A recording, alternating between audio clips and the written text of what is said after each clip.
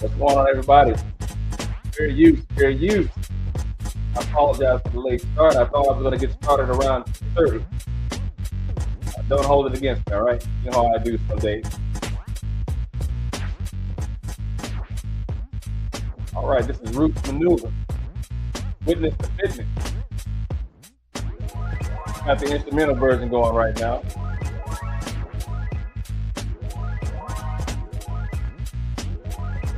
So instead of me taking time to let the music run, let's go ahead and just get into it, shall we? We'll go ahead and put this in the background. All right, welcome to a value conversation, GenX spoken word. Find somebody who knows somebody to tell somebody about what we've got going on over here. If you like it, let me know. Share it if you do. And subscribe if this is what you're looking for. All right, so the title of the show is said, as you can see, Trump has weaponized the government. That is a literal fact here, folks. So I'm going to go ahead and go through this with everybody just in case folks are not seeing what the rest of us are seeing. Straight up. Let's just put it like straight up. We are looking at Trump being in every facet of day-to-day American life. The one word that I would use, tampering. All the damn time the man is in the middle of something. But before we do that, I've got a couple of announcements that I'd like to make. Well, actually, just one primarily. Go ahead and bring this up for everybody. So for those of you who do not know, excuse me, Hunting Wisdom and myself are going to be doing a live in-person show here this Saturday, the 9th, at Black Eyed Peas Restaurant, located behind the Lynn Haven Mall here in Virginia Beach. So if you go to eventbrite.com and just type in a Value Town meeting, you should be able to pull us up, and this is what you should see. You should see my sterling smile here, as well as hers to add to them. Call it Beauty and the Beast, if you will. But nonetheless, we're looking at being there for about 2 hours or so, if that, depending upon what the crowd is like. But we want to make sure that we give everyone the opportunity to come out and see it if you're going to be in the local area. Again, that's going to be at Black Eyed Peas this Saturday at on the 9th of August, 7:30 to 9:30. All right, tickets $5 at the door. For anyone who's not in the area and can't make it, we're going to go ahead and make sure that we stream it. All right, so make sure you check it out if you can.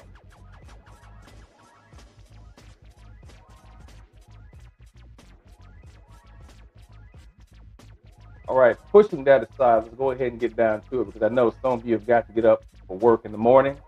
And for those of you who don't have to get up for work in the morning, just go ahead and chill, all right? Also, we know that the replay gang will be the main folks targeted if we don't have a lot of folks watching it during the course of the live stream. Now, granted, this is just a random one because I had some things in my mind and I saw what was going on, and I didn't want it to go too far before I decided to try and look at doing other shows, and this slipped off the radar. So that's what we're going to do right now, is to take a look at this weaponization that we're seeing Trump go through with the government that he claimed that Biden was guilty of.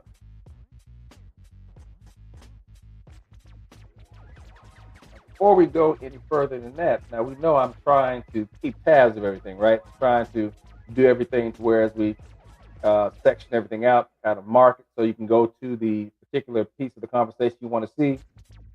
We get long-winded over here, but that's because we have a lot of information. So I'm going to try and keep this down as much as possible, all right? First and foremost,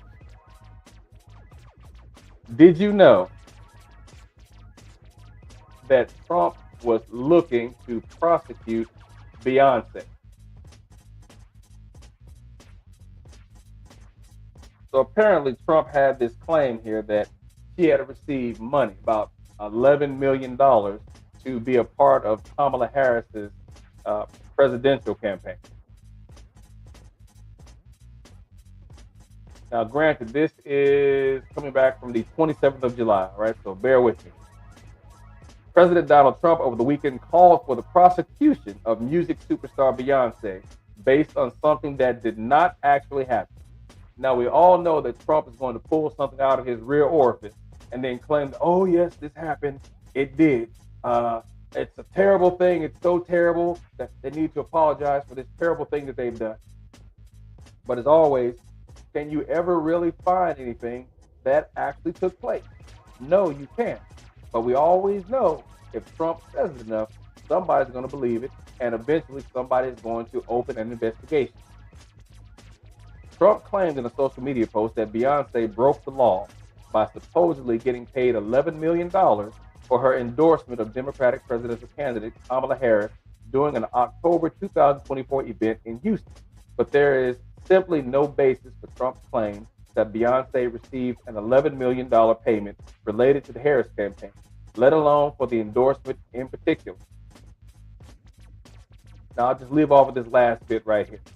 Federal campaign spending records show a $165,000 payment from the Harris campaign to Beyonce's production company, which the campaign listed as a campaign event production expense. A Harris campaign spokesperson told Deadline last year that they didn't pay celebrity endorsers, but were required by law to cover the costs connected to their appearance. And you can't really say anything wrong about that. Obviously, if a person is going to perform, they want to be paid for their services, right? But this whole thing of Trump just pulling these astronomical numbers out of his ass and then expecting that to be accepted as truth is a common thing that we're seeing. But as I said before, he's gotten rid of watchdogs. He's gotten rid of the IG inspector. He's gotten rid of heads of the Department of Defense. He has done everything that he's needed to do to ensure there's no one who is going to defy him. Everyone who is rolling with him right now are pretty much going to be loyal. No one outside of his circle who is not going to pledge loyalty, but it might as well be the same thing, to him. You are not going to find a job with him at all. But there's going to be a level of hypocrisy that I'm hoping everyone sees here as we go through this.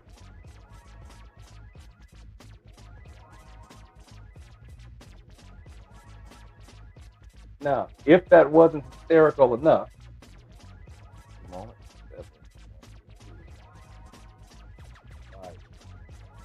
Trump is now wanting to have an investigation into Biden. Everything is Joe Biden. Now, here's the crazy thing. Now, take note here. President Donald Trump on Wednesday directed, oh, by the way, folks, we're going back to, what's the date on this? 4 June. All right, so I'm just going back and bringing up some things here, showing that what he's now doing because he has the ability to, because he's gotten rid of anyone who could have defied him.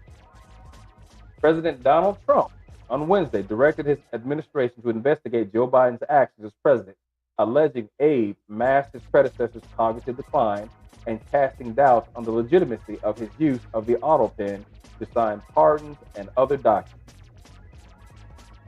FYI, folks, I'm using a wireless mic here, so if anyone in the comments has anything to say about what the sound is like, by all means, let me know. Okay? We want to avoid any echoing or any other type of sound that's going to make the show sound distorted. So please let me know if anything is off. So without reading further down into this, it's the same old thing with him. Joe Biden is guilty of something, and therefore we need to investigate him. That's always going to be his go-to. If there's nothing that he can find right then and there in the moment to point fingers at someone about, it is always going to be Joe Biden, Obama, or Hillary. Those are going to be his 3 core mainstays, and we've seen it. So everything that went on inside of the Biden administration it's good for prosecution. Hell, I believe he's even going after Obama for stuff that he wants to prosecute. But let me not get ahead of things, all right? But still, what we're watching here is a man who's got no fear to bring up anything that is on his mind to bring to court and to have someone put a case on it. He has no restrictions. And this is going to continue here, folks, until we get involved and actually start taking a look at some of the lies that are being told that we take the truth.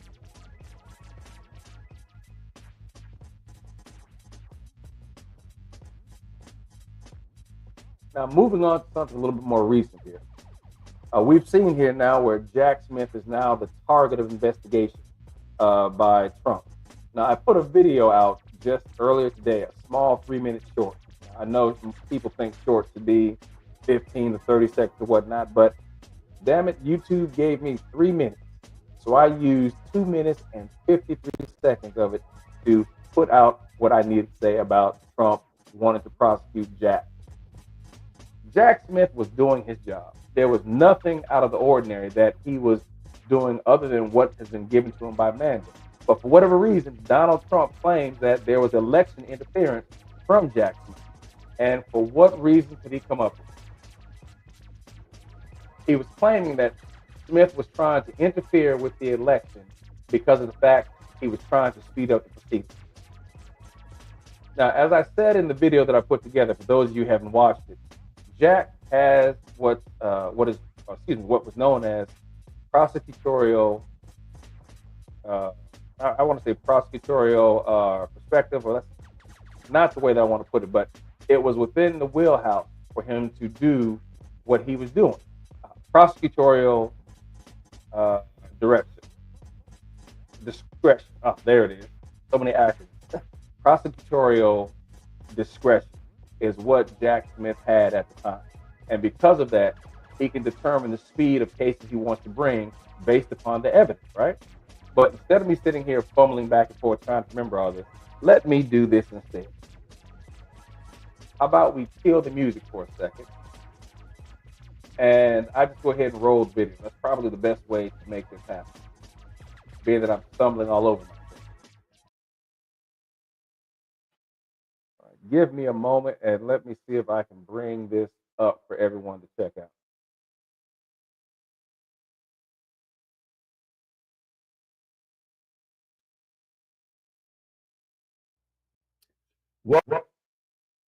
All right, so what I'm going to have to do here is turn my mic off because I don't want to have any echoing here. I just figured that out here, that there would be some echo. All right, so pay close attention, fair use. Welcome to a pre-recorded session of a valued conversation, GenX spoken word. Find somebody who knows somebody to tell somebody about what we've got going on over here. If you like it, let me know. Share it if you do, and subscribe if this is what you're looking for.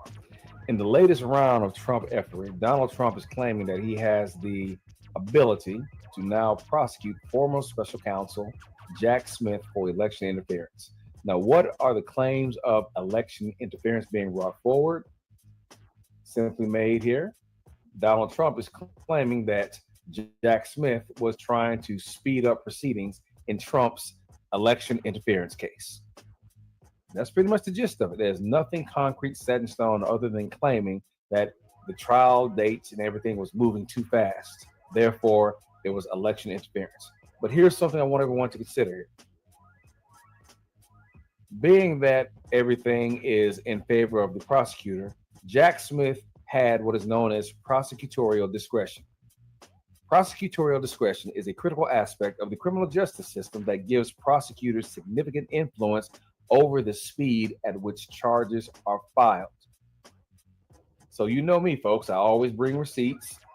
So I provided you the search string that you can use to find the same information that I'm presenting to you right now. But as always, there's more. So if we step over here to the next tab, what we have now is information regarding the Sixth Amendment and the Speedy Trial Act of 1974. The Sixth Amendment.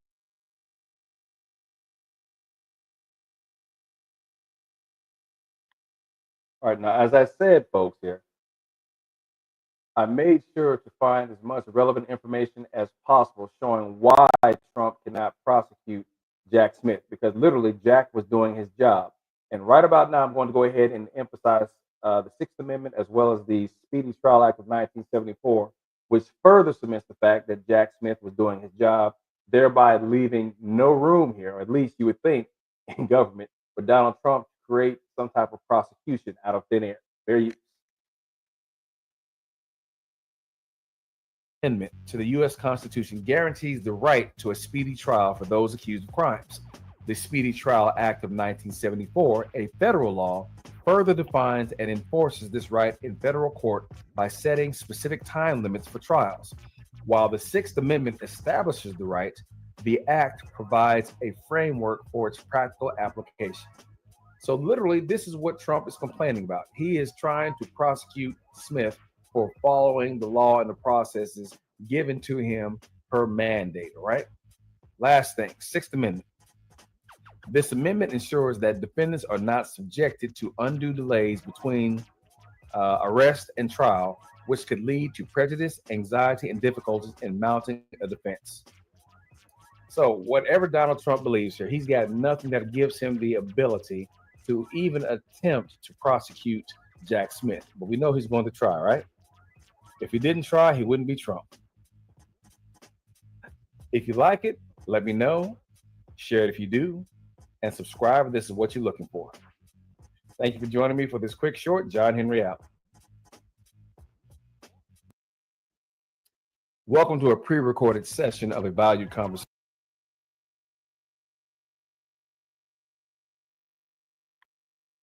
All right, there it is.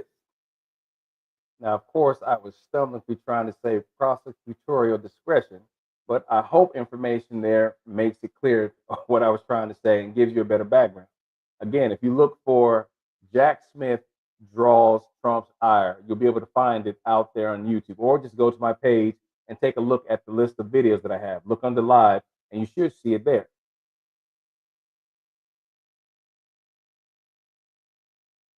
So as I was saying, you can see clearly here that Donald Trump has got all the means and the wherewithal, if he wants, to put a case on anybody for damn near anything. We've seen that DEI has been his big target and is still ongoing right now. Civil rights is now the main thing that is on the table. And I'm going to have a show that I'm going to look at doing probably this Friday. I'm still putting it together, trying to get a panel of folks who want to speak towards this. But civil rights is now the direct action that he is after. He is literally taking civil rights as we've known it and turning it around to whereas now the discrimination that is being spoken of from the Civil Rights Department in the Department of Justice is whites being discriminated against, not blacks.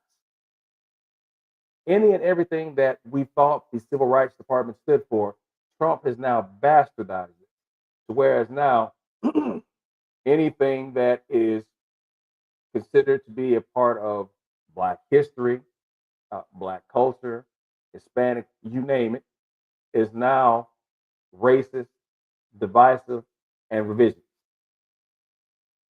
But that's another show. Let me stay away from that. We don't want to get too far ahead of things, right? So getting back on track here as we were looking at this. Jack Smith is clearly the target. And I've made sure here in this video that I provided any information for you to look up the Sixth Amendment as well as the Speedy Trial Act of 1974 if there's any additional information that you want to glean from it. Oh, let me leave you with this one thing that Tom Cotton left. Jack Smith is a partisan Democrat who weaponized the law against President Trump to help Dems win, Cotton wrote on X. I've asked the Office of Special Counsel to investigate his actions that likely violated the law to influence the election.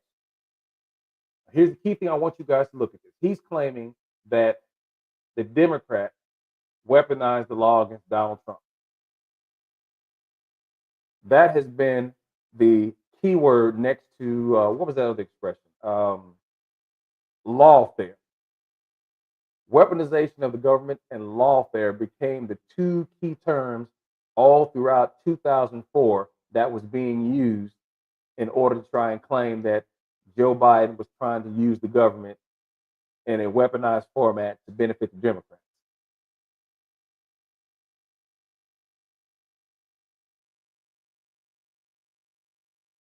One more thing here before we get into weaponization. Let me put this down here. 19.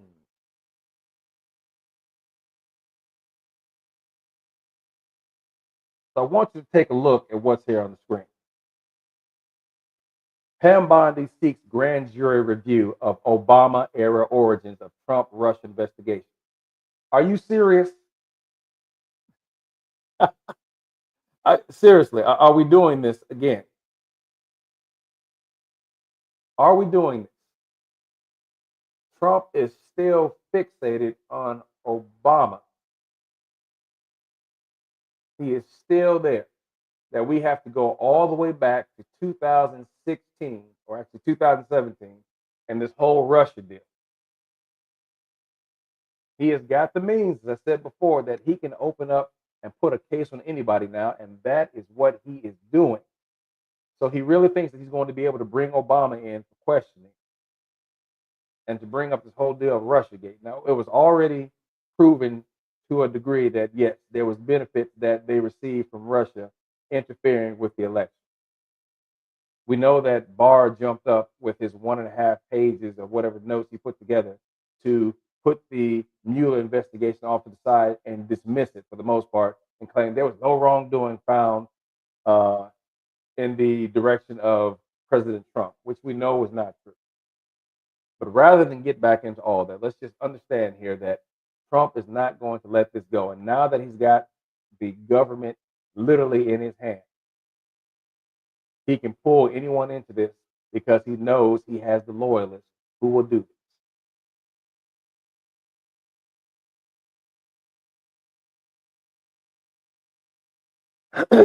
Excuse me.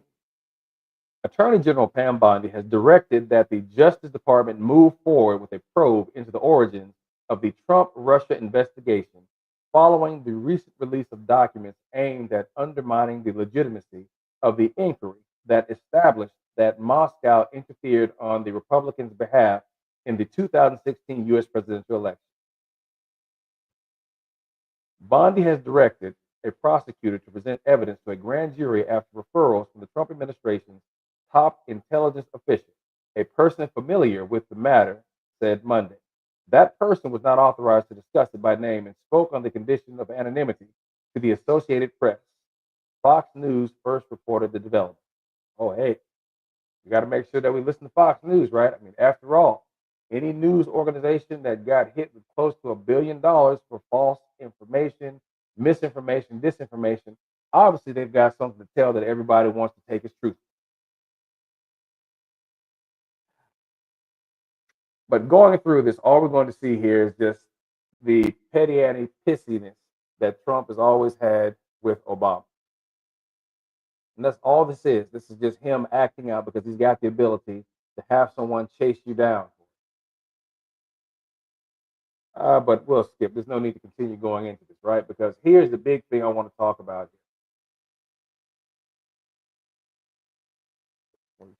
here. Let's talk about Trump weaponization. So there's going to be some contradictions and hypocrisy in here, all right? I want you to know that up front.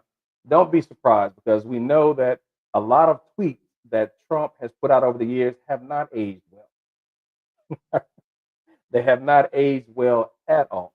But I want you to keep this in mind as we go through this, that the weaponization that was accused of Biden, oh, absolutely not. You cannot find anything that will substantiate or even validate any weaponization done by him. But the accusations of weaponization made about the Biden-Harris administration, listen to some of this and tell me if this sounds like hypocrisy to you. Trump has weaponized the government to replace wokeness with his version of diversity. Now, if you've paid attention to anything that I've done over the past, almost 4 or 5 months, you've seen me speak specifically about how Trump has a version of history that he adheres to that is not what we see when we look at recorded world history. We have elements of the history that he believes that is in place that's been recorded. But for the most part, we cannot listen and take the version of history that Trump operates by.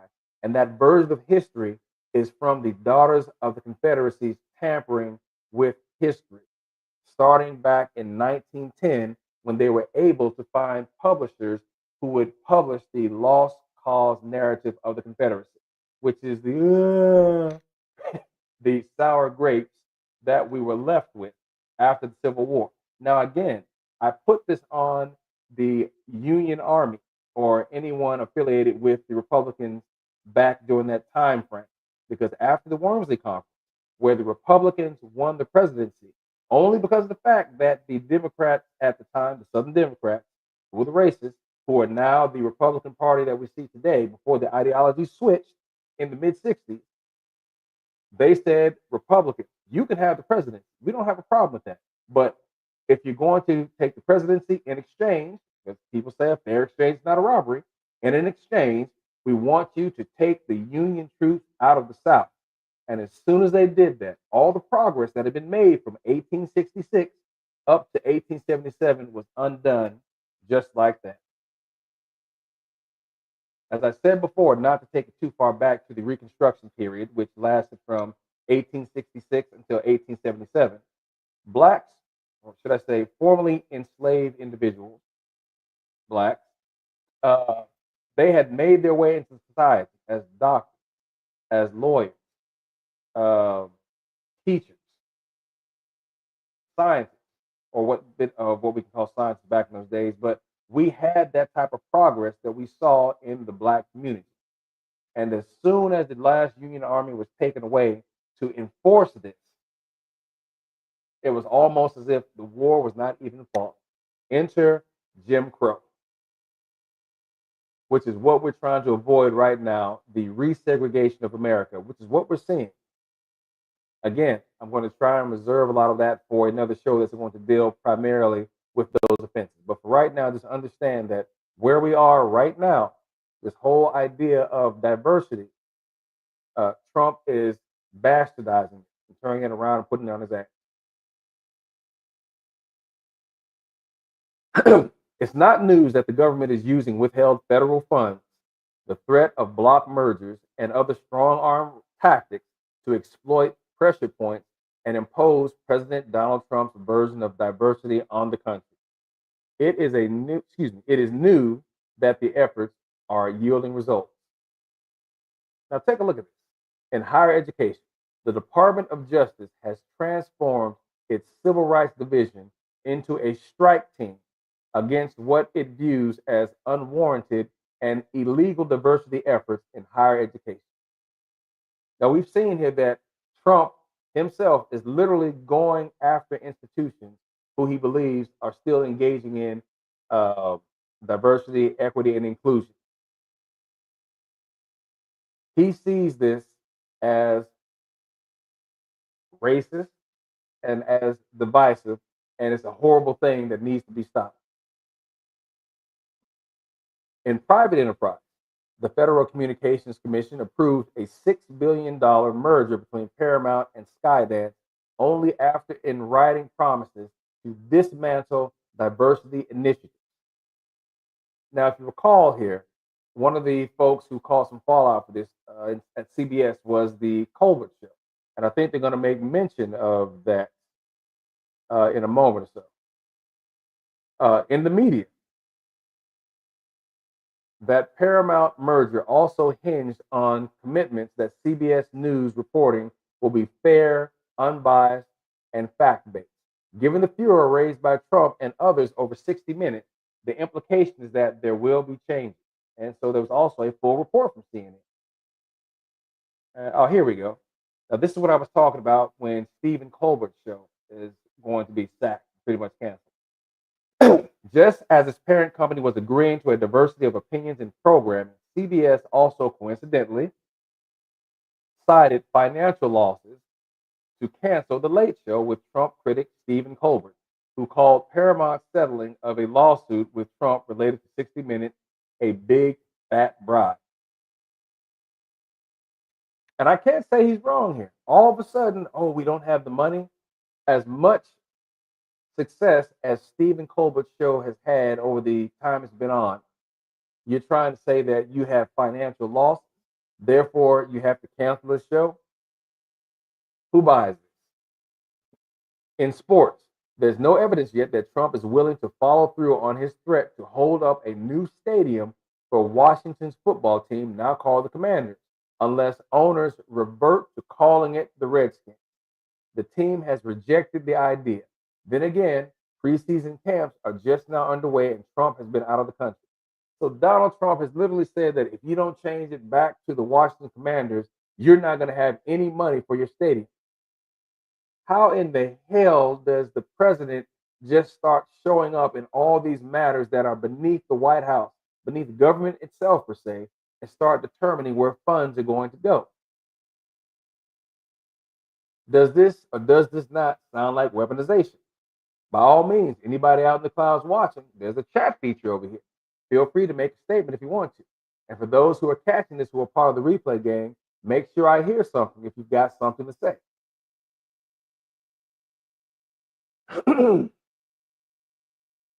But here's something new here. But promoting religion is encouraged. At the same time, it is clamping down on racial and gender diversity efforts. The administration is changing policy to allow and even encourage federal workers to share their religious views with colleagues and even proselytize at work, as long as it's not harassment. So now what's happening is that if you have any type of religious faith, primarily Christianity, because you know that's what they fight for, you can now walk up on somebody at the water fountain. So Bob, so how do you feel about Jesus? Is he active in your life? And I bet you money if I tell him, yo, go eat an ass, Jesus isn't real. Watch what happens and see if there's not a complaint. Oh, he rebuffed me. I tried to talk to him about Jesus and he said Jesus wasn't real. I'm offended. So what that does now, as we're saying about Donald Trump turning everything on his ass, you now have someone who can open up a lawsuit, possibly, because you told him that Jesus wasn't real. You told him to kiss an ass, and now that person is offended that his religious freedoms may have been attacked.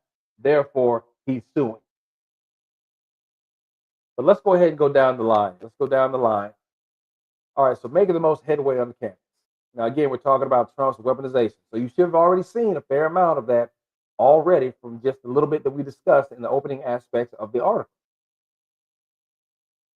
The Trump administration's efforts to change higher education have used billions in federal funding for research and more, money on which universities, their faculties, and the scientific community rely on to extract policy concessions. So we're literally talking about what I call Trump's DEI. Now, we know for a minute he tried to get people to call DEI didn't earn it. But let's keep in mind before we let Trump and his folks say DEI stands for didn't earn it for the previous administration, let's think about those 22 people that are a part of Trump's cabinet right now who lost their respective races for government. But because of the fact they were Trump loyalists, Trump took every last one of those 22 losers and put him in his administration. So if they want to say didn't earn it, then yes, it stands for those 22 folks who failed to win their races, who Trump installed in his cabinet because they would feign, or I shouldn't say feign, but they would show loyalty to him. Now, if you ask me what Trump DEI stands for, I will tell you division, extortion, and intimidation. Trump DEI. Holler at me if you think I'm wrong. Now, here we go with the part where I talked about extortion. Columbia University agreed to pay $200 million over 3 years in exchange for the reinstatement of federal funding, but it also agreed, among many other things, to end diversity initiatives, crack down on mask-wearing protesters, and much more, including the hiring of specific new faculty in the Jewish Studies Department. Now, does that sound like extortion and intimidation? Harvard, according to a New York Times report, is also open to a settlement, but could fork over up to $500 million to avoid its current court battle with the Trump administration. The Times did not report on specific terms of the potential deal and whether it could include diversity initiatives, but the government's complaint against Harvard was brought under the Civil Rights Act. Do you believe this nonsense? Remember I said just a little while ago that Trump was now using the federal government as a strike force? Can you actually believe that they're trying to use the Civil Rights Act against Harvard?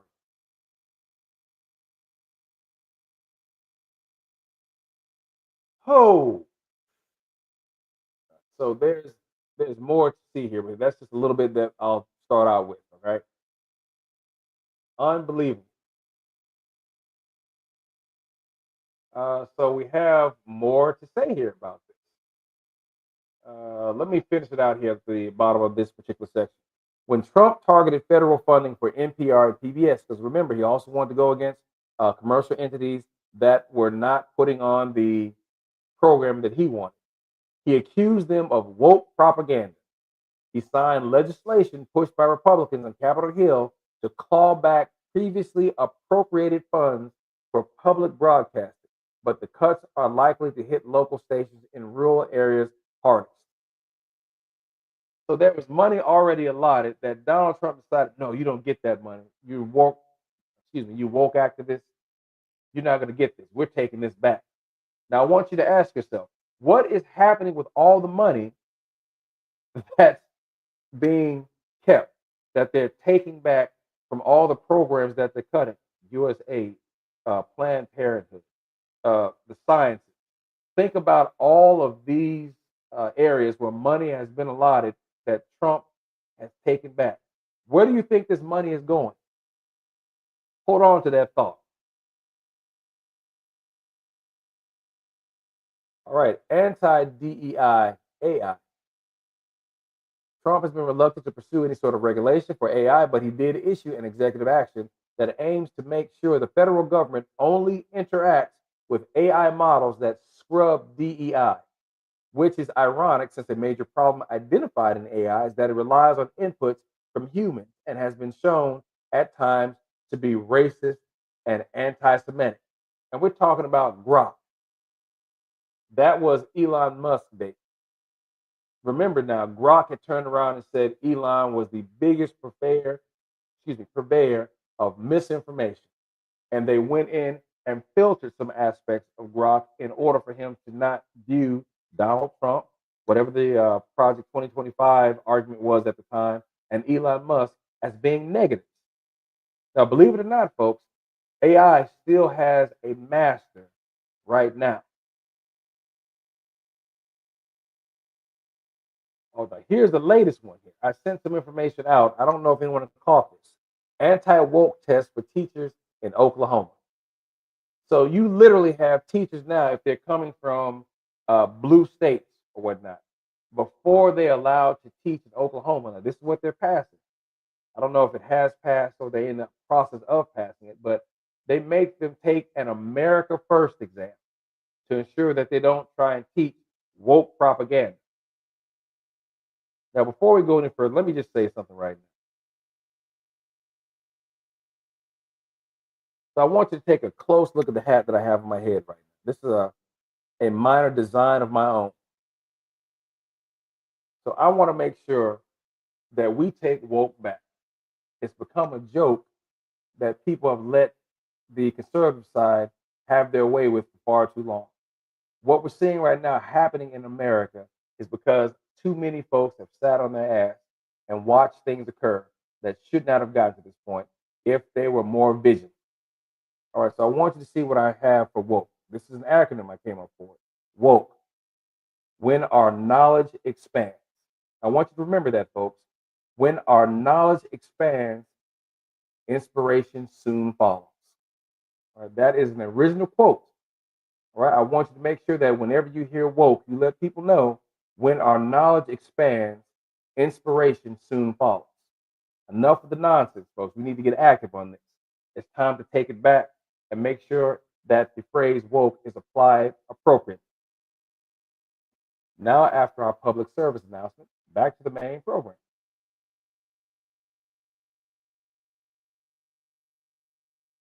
All right. Oklahoma School Superintendent Ryan Walters, a Republican, has said he'll give teachers moving to Oklahoma from other states a test to guarantee they won't push ideology he disagrees with. Pardon me for a second. I just realized I didn't mark this down.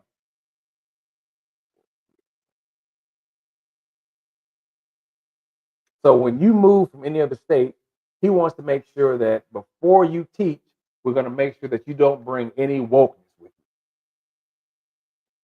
You're not going to come in here and teach that there's 27 genders, there's boys and girls. That's in our science standards, Walter told state board members, according to the Oklahoman. You're going to come in and you're not going to undermine American exceptionalism by teaching anti-American, anti-Semitic hate. Now, isn't that just the fox sitting here building the hen house and going out and getting the hens they want to be inside of it? Are you damn? Now, here's the craziest part. I don't know if any of you are familiar with PragerU. That is another far-right extremist conservative university where they cook up these ideas along with the Heritage Foundation. But pay attention. The test is being developed in collaboration with PragerU, which makes conservative education videos and which was also behind a recent set of videos released by the White House in which founding fathers are made to speak by CGI. Walters, meanwhile, is facing questions and an investigation into why images of naked women were seen on his office television during a board meeting. Family values. Look, a clampdown in the arts. Amy Sherrill, the artist behind a stunning portrait of Michelle Obama in the National Portrait Gallery, canceled her planned solo show at the National Portrait Gallery, according to the New York Times, when she was told her painting of a transgender Statue of Liberty might run afoul of Trump's skepticism of anything trans-related. Now, you know that was doomed for failure. In this current environment, you knew that that was going to get torpedoed. But still, hey, just try to put it out there, right? Put that in the same category as Trump's takeover of the board that oversees the Kennedy Center in Washington, D.C. Republicans want to rename the Opera House after First Lady Melania Trump. See, there's no end to this cravenness. I don't know how many of you have been keeping up with this, but they are trying to rename the Kennedy Center. It's bad enough Donald Trump decided that he could take over and become, I guess, the trustee or I guess the president, or however they put that, for the Kennedy Center. But now they want to change the name to Melania Trump.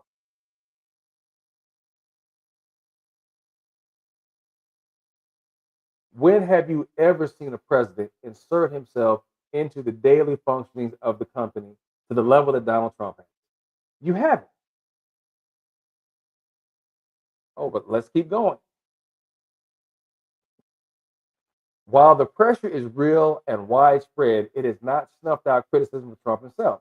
South Park, whose parent company falls under the Paramount Skydance merger, ran its delayed season 27 premiere, according to CNN's report, around the ending of wokeness and the Trump character suing residents of South Park for $5 billion after they protest Jesus appearing in local schools.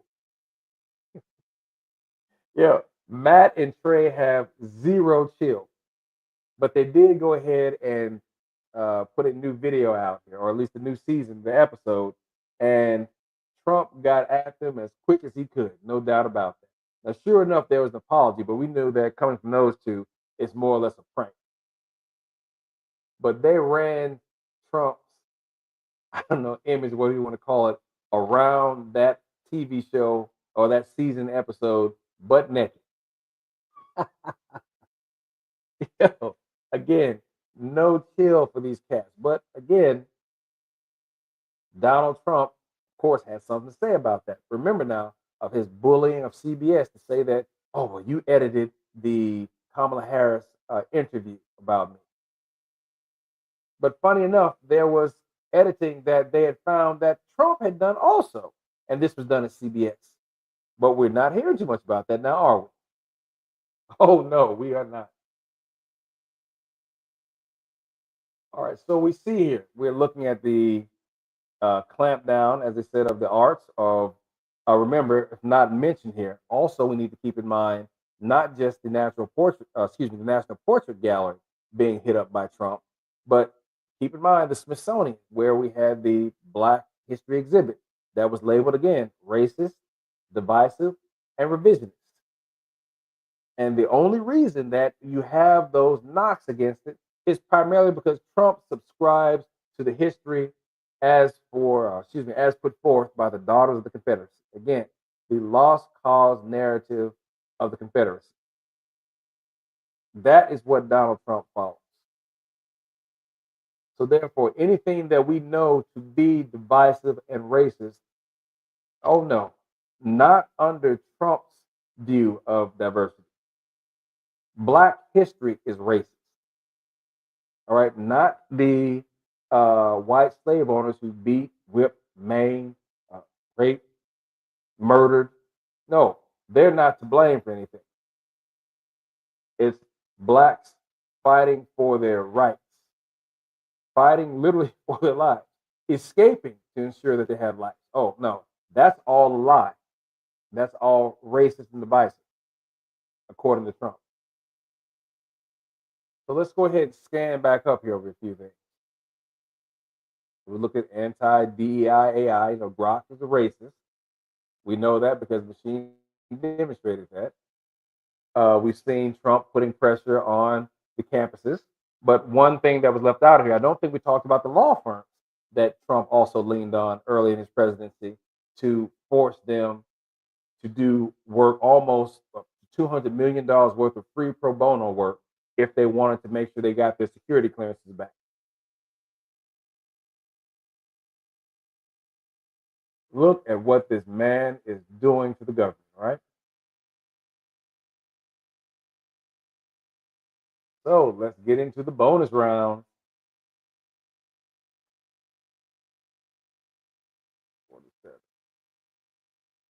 All right, so let's talk about ICE. So, did you know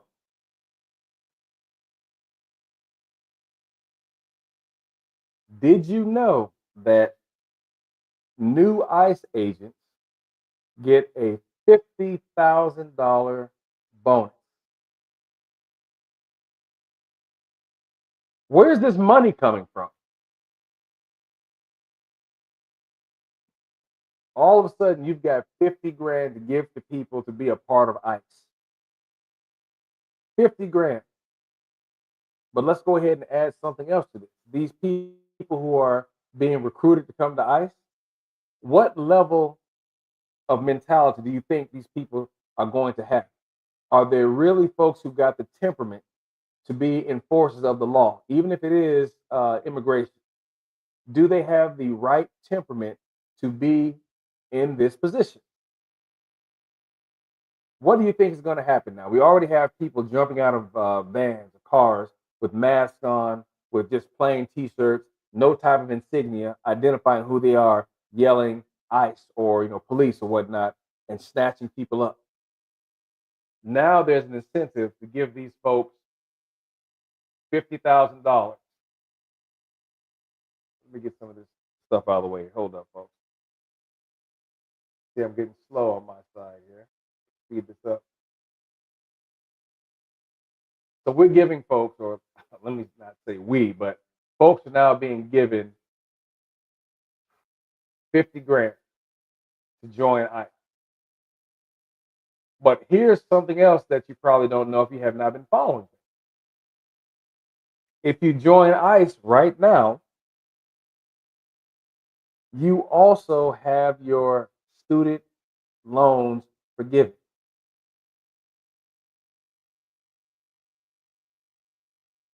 All right, so let's keep in mind here that student loan forgiveness was shot down by the Republicans.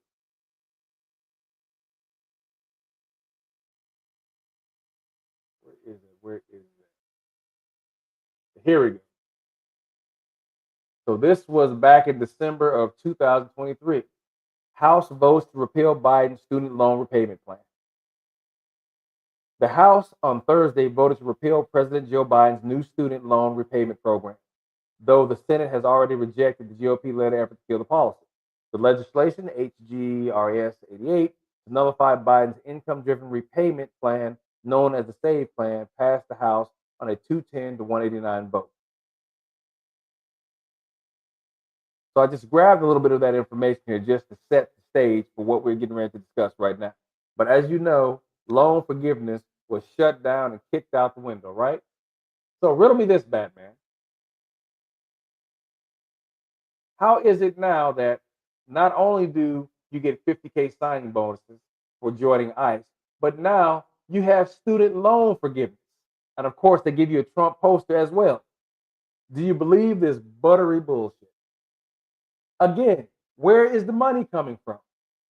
From all the money they're collecting from shutting down programs that deals with cancer research, U.S. aid overseas. Let's also look at student loan forgiveness, but now it's being given to ICE recruitment. Any program that's been on the chopping block that Doge supposedly said, oh, this is a waste of taxpayer money, that money is now being used to fund all of the efforts that Trump is putting out here.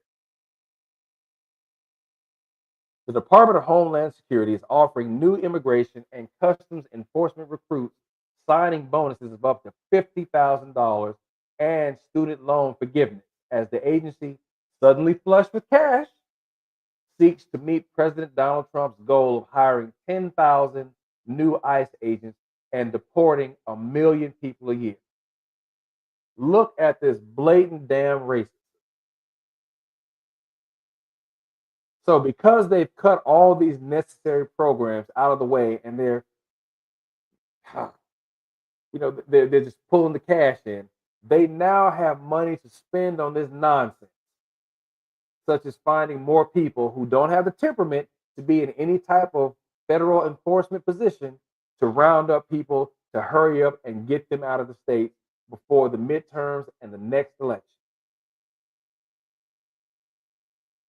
Let's keep going.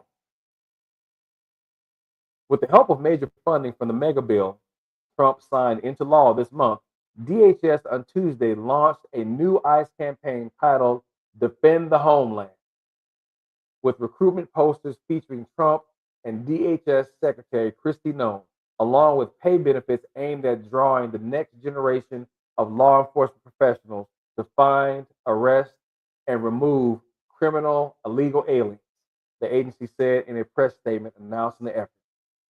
The funding from President Trump's One Big Beautiful Bill will play a key role in fulfilling his promise to the American people to deport criminal illegal aliens, White House spokesperson Abigail Jackson said in a statement. Are you effing kidding me? So Donald Trump, through the help of Elon Musk, who's no longer there, steals money from other agencies by illegally shutting them down. And the only reason they got shut down is because the 6-member conservative majority said, oh, yeah, this is fine. There's nothing wrong.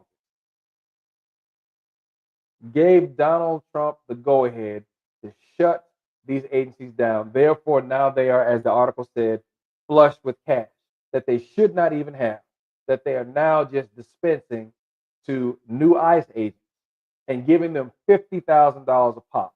Now, I want you to think about all the teachers that are out here, all the people who are working the day-to-day jobs, Burger King, working in the mall, you name it, these folks who are making an honest living. Do you think any of those folks who are going to be at some of these critical jobs, trash, keeping the gas stations running, all these critical aspects that most people don't want to work, if someone said, hey, I'm going to give you $50,000 just to yank a brown-skinned person off their bicycle while they're riding it and deport them to Botswana, do you not think that some people who are desperate enough for money will go out there and do that, even though they do not have the temperament, the mental capacity for that position? And if you make a complaint about police brutality, who's going to listen now? If you try and take it to civil rights, we've already talked about the Civil Rights Department. Who in the Civil Rights Department is going to do it about it? No one. We literally are losing any recourse for the actions and functions of accountability that used to be here. It's not there anymore, folks. We've got one last chance to get this done by 2028.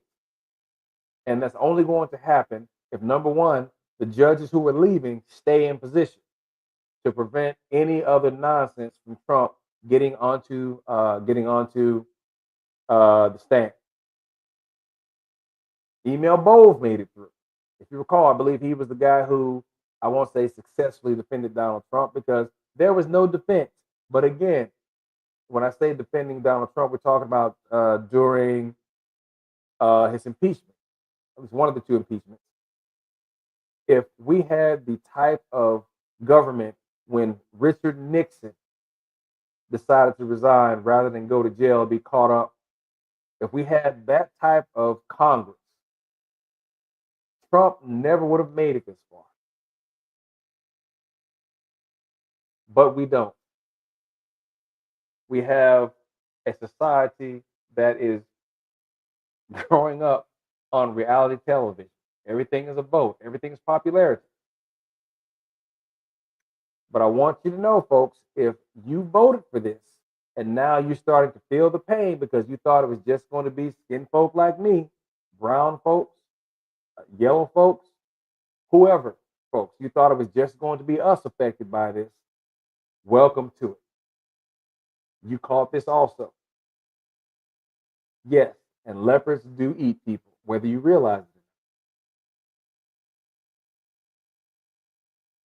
So again, this goes on here, looking at what we are currently talking about here, which is the hypocrisy. Now, if I forgot to mention one element of the hypocrisy, here we go. Remember how we talked about briefly how you can walk around to the watering hole? Hey, Bob, how's your relationship with Jesus? Now, keep in mind, one of the other things that Elon Musk pushed for was to make sure that no one could work remote. Everybody had to go back to the office. Remember that? Here, let me help you if you forgot. Trump ends remote work for federal employees, hoping to shrink the federal workforce.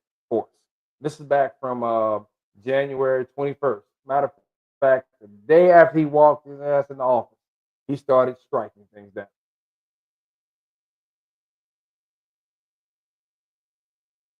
In one of his first actions as president of the United States, Donald Trump issued an executive order on Monday evening ending remote work for all federal employees, a move intended to reduce the federal workforce through attrition. Now, recall, you've had folks who have gotten to this fork in the road, or whatever you want to call it, who decided that instead of me staying here, I'll just go ahead and be off work for 6 months and then finally terminate it. But at least while I'm gone, I can still draw my regular pay for 6 months. Key facts. Trump has directed heads of all departments and agencies in the executive branch of the government to take necessary steps to terminate remote work accommodations. Federal employees will be required to return to work in person on a full-time basis. The executive order requires these department heads to make this transition as soon as practicable. The presidential action allows executive branch leaders the discretion to make necessary exemptions. Requiring federal employees to come to the office 5 days a week will result in a wave of voluntary terminations that we welcome. If federal employees don't want to show up, American taxpayers shouldn't pay them for the COVID era privilege of staying home, Elon Musk, the appointed head of what's been called the Department of Government Efficiency, or DOGE, wrote with his former co-lead Vivek Ramaswamy in a November op-ed in the Wall Street Journal.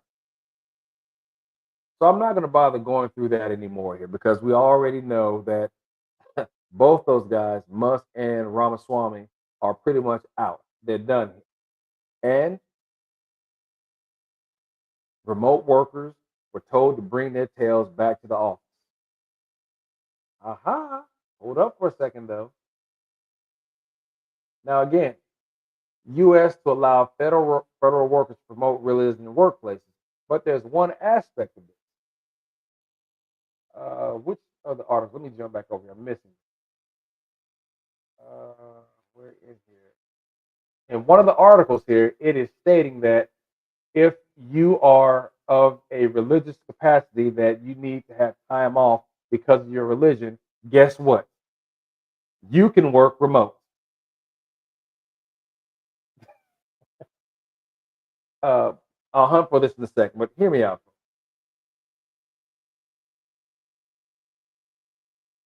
Actually, before you do, federal workers and religion.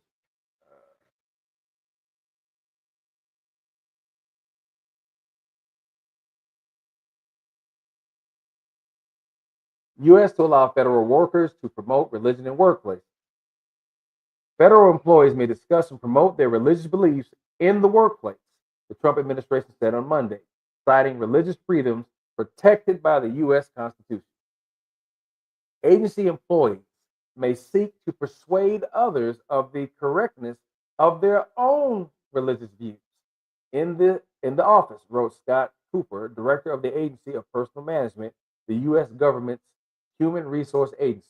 Remember what I said before, now that you can walk up on someone at the watering hole and start spouting your religion?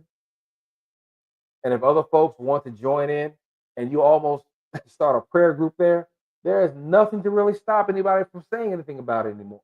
Now, I'm saying this based on the other articles that I've read regarding this particular topic, but I felt Reuters, being a factually substantiated agency, would be the best to describe it. Supervisors can attempt to recruit their employees to their religion, so long as the efforts aren't harassing in nature, according to Cooper's statement. Agencies can't discipline their employees for declining to talk to their coworkers about their religious views. The statement represents the latest effort of the 6-month-old Republican Trump administration to expand the role of religion in the federal workplace. Courts have long held that employers cannot suppress all religious expression in the workplace, but can lawfully curb conduct that is disruptive or imposes an undue hardship as long as it applies equally to members of any religion. The U.S. Constitution's First Amendment protects individuals' rights to practice their religion while preventing the government from favoring one religion or another or religion in general. Now, there was something in here. Here we go. This is what I was looking for. Now, remember, remote work is supposed to be off the table, right? OPM in mid-July said agency workers can get permission to work from home or adjust their hours to accommodate religious prayers, after previously demanding that workers report to the offices full time. Look at this shit. The new statement cites President Trump's February executive order calling on agencies to eliminate the anti-Christian weaponization of government. But yet we're sitting here watching, again, Donald Trump has fully weaponized the government. But look at this hypocrisy. He's talking about trying to eliminate anti-Christian weaponization of the government. But there's no anti-Christian activity going on because the government is fully under Trump's auspices because he's fired everybody. There's nobody left at this point except the judges to prevent Trump from running more lawless than he already is. That order directs cabinet secretaries to identify federal actions hostile to Christians. I'll read that again. That order directs cabinet secretaries to identify federal actions hostile to Christians. Trump has embraced the conservative Christian worldview and promoted policies that speak to concerns that their religious liberty is under attack, which is a damn lie. But when you don't have people who will get out and vote or even make their voices known, bad things happen when good actions are not taken. Federal employees can also set up prayer groups in the workplace, so long as they don't meet during work hours, Cooper's statement said. But you know here, depending upon who's in place, this is going to be allowed. Because we have seen the government just go to shit right about now in this first 6 months of Trump's second administration.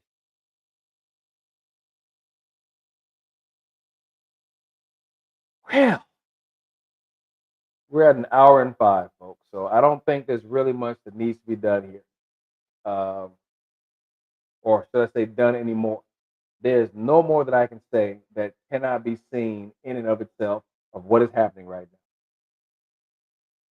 Trump has completely weaponized the government in every aspect, but he's still making claims that there's anti-woke and anti-Christian that needs to be rooted out. But the only thing that he's rooting out here is the democracy that was supposed to be in place that he is damaging. We're talking almost 10 to 15 years right off the gate here of damage that is going to have to be worked on. But keep in mind now, if he gets the civil rights, that means that blacks or anyone else will just be visitors in their own country. Who will we be? Undocumented citizens, if Trump were to get his way, but he is angling for that. Again, there's going to be another show. But I want to say thank you for the 2 folks who have hung in here since the beginning. And also, let me give a shout out to anybody in the replay game who's going to check this out. You know, we got to get these watch hours out of the way. So if I have a show that's late at night, in the middle of the day, I'll take whoever shows up. But if you don't make it to the main show, again, there's always replay game. All right, keep that in mind. Find somebody who knows somebody to tell somebody about what we've got going on over here. If you like it, let me know. Share it if you do. And subscribe if this is what you're looking for. Again, thanks for those who stood in here with me. Thanks for those who are going to watch it. And I'll see you in the next video. John Henry out.